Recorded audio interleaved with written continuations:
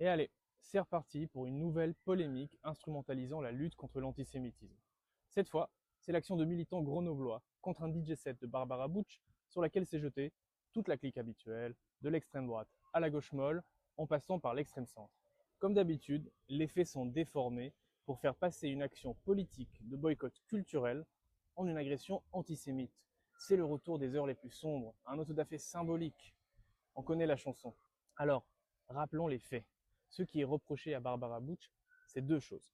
Premièrement, d'avoir signé une tribune en soutien à la loi Yadan, avec, entre autres, Manuel Valls, Bernard Cazeneuve, Jean-Michel Blanquer, Jonathan Arfi, Arthur, Boilem-Sansal, bref, tous les racelards du printemps républicain. Rappelons aussi que cette loi, soi-disant pour lutter contre l'antisémitisme, visait en fait à criminaliser toujours plus les soutiens à la Palestine.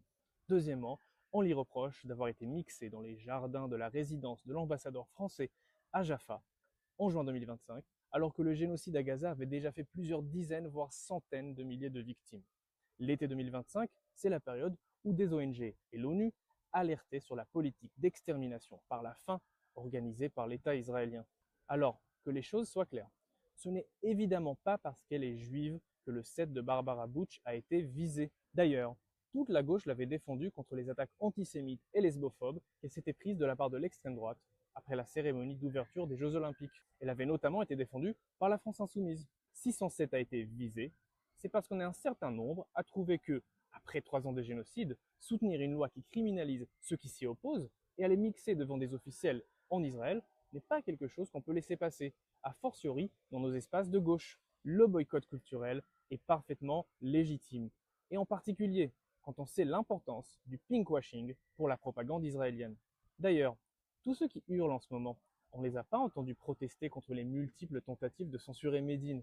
Vous savez, la fois où il a réussi à échapper à la surveillance de Marine Tondelier.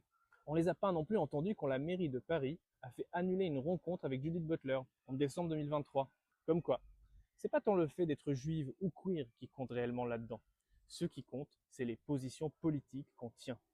Comme d'habitude, tout ça est d'une hypocrisie répugnante. Puisqu'on va encore se taper des heures et des heures de débat télé là-dessus, c'est l'occasion de rappeler qu'au même moment où se tenait le DJ set de Barbara Butch, à quelques kilomètres de là, un jeune se suicidait suite au harcèlement raciste qu'il vivait dans son village. Mais évidemment, cette information ne suscitera aucune polémique nationale, aucune indignation, aucune tribune. Les pseudo-harcèlements racistes camouflent les vrais. On connaît la chanson.